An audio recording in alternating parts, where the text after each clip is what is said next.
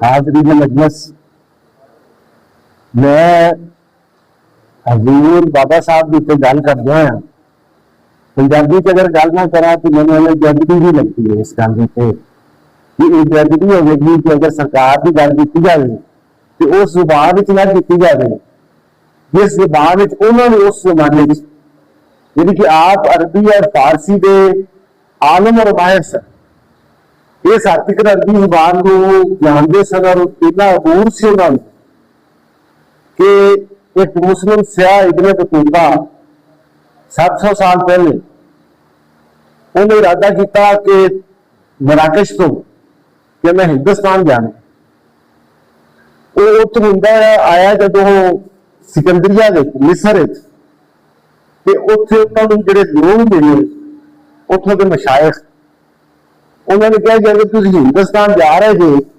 तो शेख फरीदुद्दीन जरूर मिलना जिन्हों का इलम जरा है उसकी रोशनी इतों तक मौजूद है। यानी कि मीडिया ना होने के बावजूद उस जमाने के विच यानी कि अज अगर तुम इतने देखो अंदाजा लाओ तो सानू इतने मुल्कां तक नहीं कोई जानता होना, लेकिन आप सिकंदरिया के आलम जानते सन। उन्होंने कहा कि अगर तुम जाओ तो उन्होंने मिलना सफरनामा इब्ने बतूता मौजूद है, अज भी हर दुकान से तकरीबन मिल जाता है। दोस्तों बाबा साहब जो सन अरबी और फारसी के माहिर होने के बावजूद उस जमाने की जी सरकारी जुबान सी वो फारसी सी। अगर वो चाहते बादशाह के कोल अवार्ड लैने या बादशाह के दरबार का हिस्सा बनना चाहते तो फारसी के लिख के उन्होंने मंतबत उन्होंने तारीफ लिख के दरबार में चले जाएंगे, लेकिन उन्होंने बादशाही का पक्ष नहीं लिया, उन्होंने लुकाई का पक्ष लिया, आम लोगों का पक्ष। उन्होंने कहा जी कि आम लोगों को जी गल समझ आती है अपना पैगाम उन्होंने जुबान देना चाहिए। अगर उस जमाने के जिन्हें कहा कि लोग अंग्रेजी नहीं जानते ज्यादातर, लेकिन सरकारी जुबान साड़ी अंग्रेजी है। अगर उस जमाने के अगर उस जमाने की सरकारी जुबान दरबारी जुबान के करते तो उन्होंने दरबार जगह से, लेकिन उन्होंने दरबार में जगह लेनी नहीं चाहिए। उन्हें जगह लेनी चाहिए उन्होंने जो करोड़ों की तादाद में आज भी हो जाए। यानी कि बाबा साहब के जमाने जो सूफी बुजुर्ग हुए बादशाह के जमाने आम बंदा नहीं जानता कि उस जमाने बादशाह कौन सी, लेकिन ये जानते क्या बुल्ले शाह सुल्तान बाहू है या बाबा फरीद ने सारे मेरे मिलने। क्योंकि जिन्होंने लोग ने जिन्होंने उन्होंने जुबान से गल की जिंदा उन्होंने जबान के जिंदा ने और उत्थे सी उन्होंने भी अज तुम देख लो जी थोड़ी नजर आ रही है सारी की सारी रौनक ये सारी की सारी उन्होंने उस जबान उन्होंने लोगों को समझाने वास्ते कि तुम जिंदगी किमें गुजार। अच्छा दोस्तों एक बड़ा बुनियादी का नुकता यह है कि अगर किसी किसी वड्डी हस्ती की इलम उनकी गहराई उनकी विसत जांचना हो अगर तो कम से कम थोड़ा इलम भी जरूर उन्ना होना चाहिए कि तुम उन्होंने हथ पा सको, यानी कि उनके बन्ने में छू सको। यानी कि एक एडी वड्डी हस्ती जी कि अपने जमाने के पूरी दुनिया के अपने इलम की वजह से मशहूर सी, जिन्हों के शेख शयूख आलम लिखा है ख्वाजा निजामुद्दीन। यानी कि उस जमाने से उन्होंने अगर करना चाहो तो उस जमाने के इलम के मुताबिक यानी कि जरा समझना चाहिए उनका कम से कम इलम इतना होना चाहिए कि वो उनका पूरा अहाता ना कर सके, वाधू ना इलम हो तो कम से कम उन्ना हो गए कि ना जो समझ सके। अच्छा आज यदि एक मिसाल है अगर किसी बच्चे को समझाना चाहो कि न्यूटन के कानून की है तो बच्चा नहीं समझता इस बात। तुम समझाना चाहो कि अरस्तू का फलसफा की है तो तुम बच्चे को नहीं समझा सकते। बच्चे को समझाओगे किस तरीके का कहानी दे कोई कहानी सुना दी उस कहानी के जरिए उस बच्चे को कई चीजें समझ आती, बस उन्होंने गोलियां नहीं करना करा इन्होंने चीज़ों कर। अच्छा जी इंसानियत है यानी कि खास तौर पर पाकिस्तान का जो समाज है या आप जो लोग हैं वो बाबा साहब ने सिर्फ उन्होंने करामतां की हद तक समझते एडी बड़ी हस्ती वास्ते करामत बड़ी छोटी और मामूली गल, यानी कि किसी हस्ती को समझने वास्ते ये असल में साडा बचपना है, साडी सोच का बचपना है कि असं उन्होंने सिर्फ उस हवाले ना समझ। असल हकीकत की है कि अगर तुम उन्होंने इहाता करना है, उन्होंने इलम करना है, तो साडा एक इलम जो है जी उस स्टैंडर्ड का होना चाहिए। असं जो तुम ये वेख रहे जी ए लफ्ज सोफी, ये सोफी लफ्ज जो है ये SUFI भी लिखा जा सकता है, लेकिन वो सूफी के अंदर बाबा साहब की हस्ती का, उन्होंने इलम का, उन्होंने इलमां के शोबियां का, यानी कि पूरा घेर नहीं आ सकता। इस वास्ते इस लफ्ज का मतलब ये है कि ये लफ्ज इस्तेमाल किया है अल बैरूनी ने, एक बड़े मुस्लिम साइंटिस्ट हुए ने अबू रिहान अल बैरूनी, उन्होंने किताब है, उन्होंने कहा जी कि जो दूसरी सदी हिजरी के जो यूनानी दियां किताबां के तर्जमे हुए अरबी जबान च, कि उस वक्त यूनानी लफ्ज जो सोफी है इस तो अगे जो शुरू हुए कि 5 शाखा उन्होंने कहा कि शुरू हो गया। पहली शाख जी फिलासफा इस्लाम की सी, दूजी शाख जी वो इखवान सफा,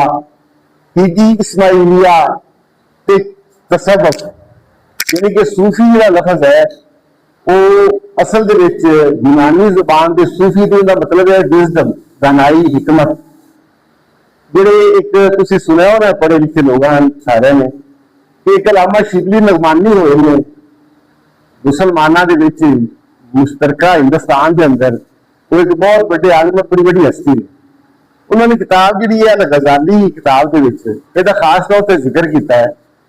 कि तसव्वुफ जिहड़ा है वो यूनानी लफ्ज सोफी तो आया है,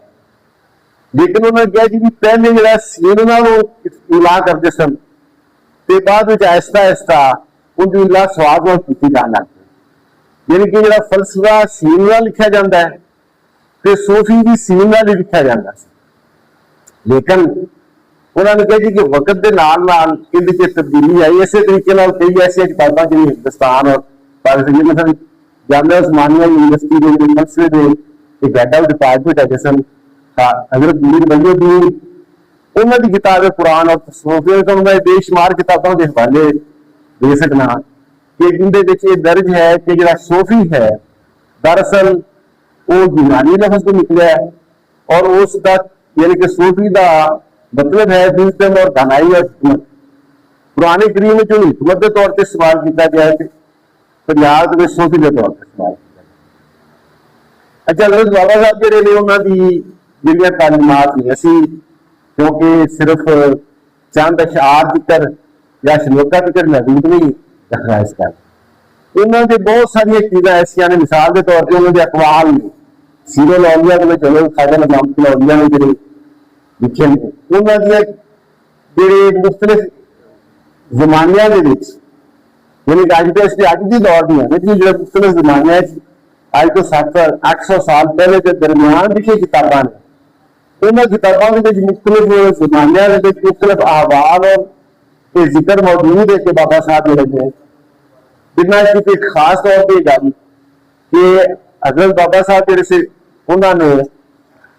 अजोदर में आके जमात खाना फरीदिया कायम किया, हर बंदा जानता है। लेकिन ये गल जी है जो उत्थे पढ़ाते जी सन उनके निसाब जोड़ा सी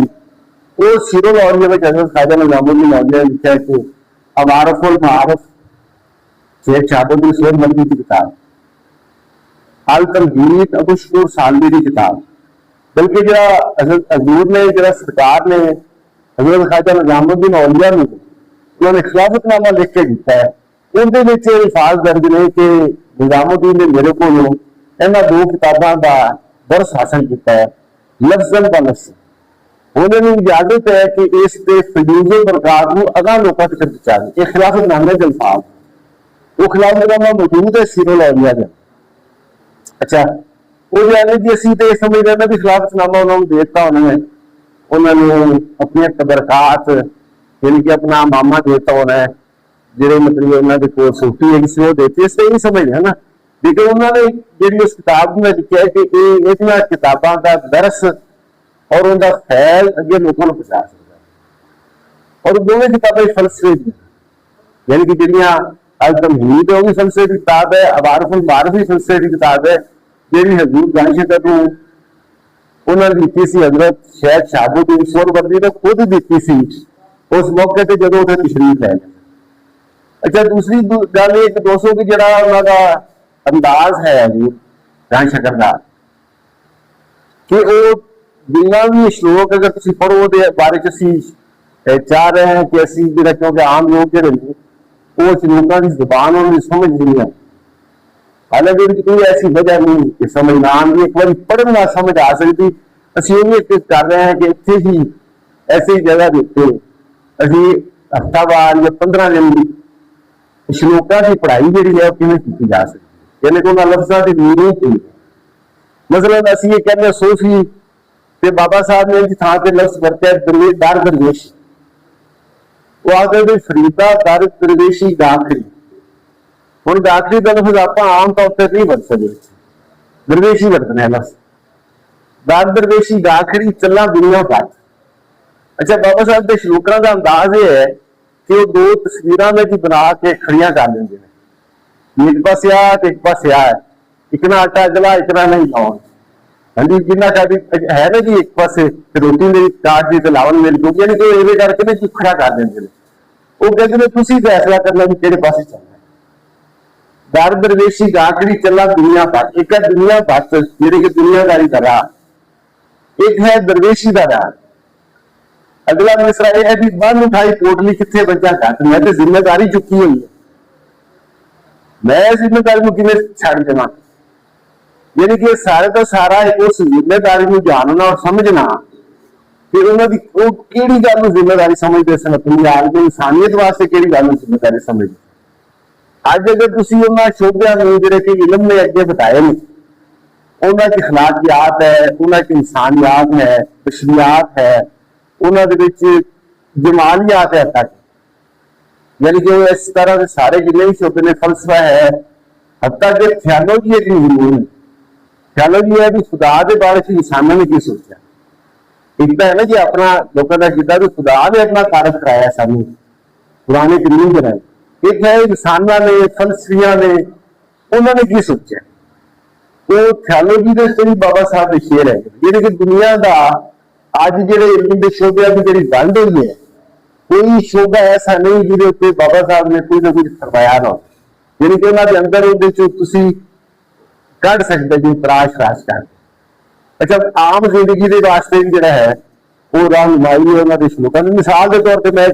एक श्लोक बयान करके सानू बस हम लोग कहते हैं जी कि आप अज की दुनिया समझ रहे हैं जी असं मुल्तान जाना है तो लाहौर की गड्डी से तो नहीं चढ़ के पहुंच सकती मुल्तान, यानी कि मुल्तान जाना है, मंजिल अगर मुल्तान है तो रस्ता भी वो इख्तियार करना पड़ेगा। उन्होंने एक शेर है कि लोड़ है दाख बजोरियां, यानी कि किसी एक बंदे को जरूरत हैगी है अंगूरां की। बजोरिया का मतलब है बजोड़ एजेंसी दियां जो काले अंगूर आने सन उस जमाने च, जिहदे किताबां लिखा कि बाबा साहब ले रखते सन तो उन्होंने मल के रोजा अवतार करते सन, उनका शरबत बना के कि लोड़ है दाख बजोरिया तो किकर बीजे जग, यानी कि तुम चाहिए थोड़ा दाखा ने दाख बजोरिया तो किकर तुम बीजते फिरते नहीं। हाँ जी, ते हंड उन कटाएगा थोड़ी सारी सारी स्ट्रगल तुम हंड गए जो उन कटा गया पहला लोड़ है पट चांद जो रेशम पावा, यानी कि इस ना सिर्फ एक फर्द वास्ते बल्कि पूरे समाज वास्ते कि थोड़ा रस्ता जो है थोड़ी मंजिल वाली जा रहा है या तुम किस तुराह के उत्ते जा रहे, इनू समझना बड़ा मिसाल मसला जो है ना जी वो राह पे बंदा जो है मंजिल बंदे टुरा है, बंदे को आखते मुसाफर फिर तुराह पे तो कोई नाम ही नहीं होता, मंजिल ही नहीं। वो चाहते हैं कि हर बंदा जो है वो मंजिल हो गई और जो वो रस्ता जिथे उस रस्ते चले। अच्छा, इस तरीके जोड़ा है ना जी वो देखोगे सारे ही श्लोक मुख्तलिफ इलम के साडा प्रोग्राम है कि बाबा साहब को यह लफ्ज एक रस एक समझ लो कि लफ्ज नहीं बल्कि एक दरवाजा है ऐसे इलम का दरवाजा है जिस इलम की रोशनी के विच असी हजूर गंज शकर दे सारिया जिंदगी के सारे हालात नूं वाकियात नूं उन्हां दे शलोकां नूं उन्हां दे जिहड़े अकवाल ने उन्हां नूं अकवाल एक मिसाल के तौर पर उन्हां दा कौल है कि एक बंदा जो है उनका दो बंदियां दा आपस विच मुकालमा गलबात जी कल्ले जो एक साल किताबां पढ़न तो बेहतर एक बंदा कल्ला ही किताबां पढ़ी जाता है उन्होंने पूछने वाला ही कोई नहीं तो सवाल उठाने वाला ही कोई नहीं तो समझता भी मैं बड़ा ही आलम बन गया बड़ा ही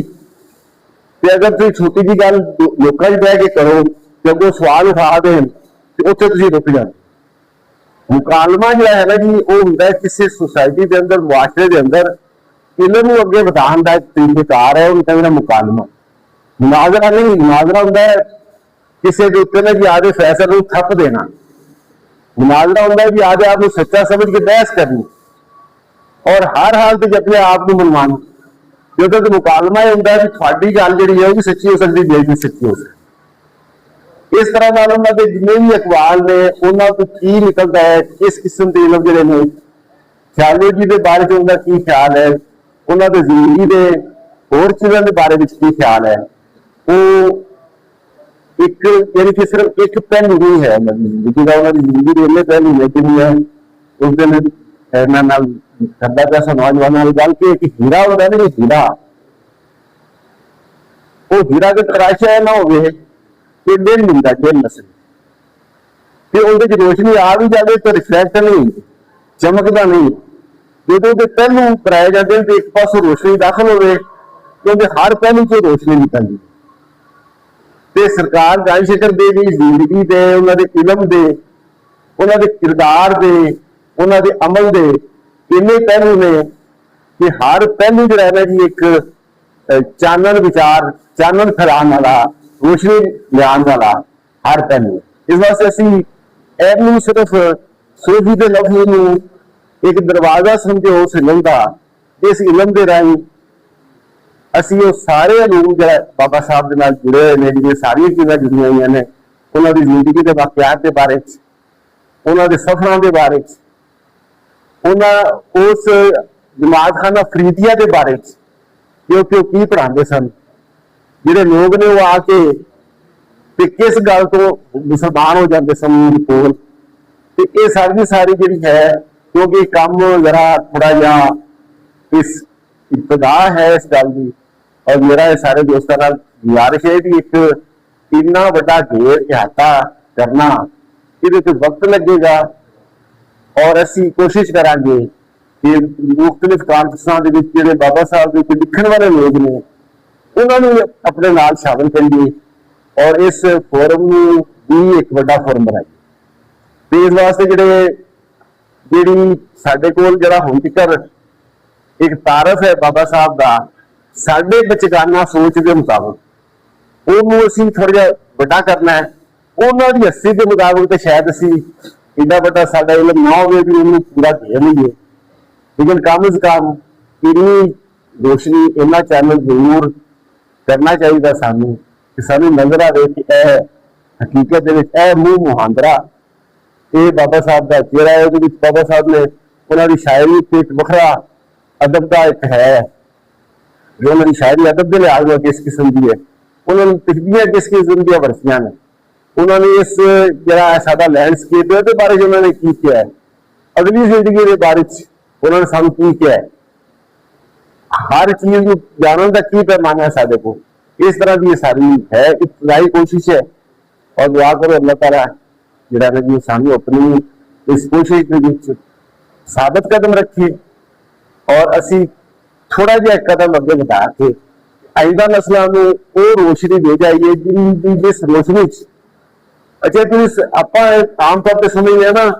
कि भी अख चाहिए ना जी वो देखती है अख देखने की सलाहियत होती है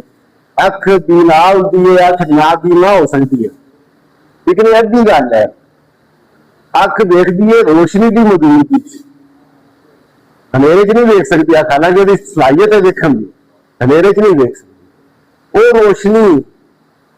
जी कि अख देखने के काबिल बना दे उस हस्ती ਨੂੰ ਜਾਣਨ ਦੇ ਕਾਰਨ ਬਣਾ ਦੇ। ਉਹ ਅਸੀਂ ਸਮਝਦੇ ਕਿ ਅਸੀਂ ਇਸ ਲਫ਼ਜ਼ ਨੂੰ ਬੀਮਾ ਵਧਾਵਾਂ ਜੋ ਉਸ ਦੇ ਜ਼ਰੀਏ ਇਸ ਰੋਸ਼ਨੀ ਦੇ ਜ਼ਰੀਏ ਅਸੀਂ ਉਸ ਹਸਤੀ ਨੂੰ ਦੇਖਣ ਦੇ ਨੇੜੇ ਪਹੁੰਚਦੇ। शुक्रिया। जी व्यूअर्स, अगर आपने अभी तक हमारा चैनल सब्सक्राइब नहीं किया तो सब्सक्राइब कीजिए और साथ में दिए गए घंटी के बटन को ज़रूर दबाइए ताकि अपडेट्स आपको बाकायदगी से मिलती रहें।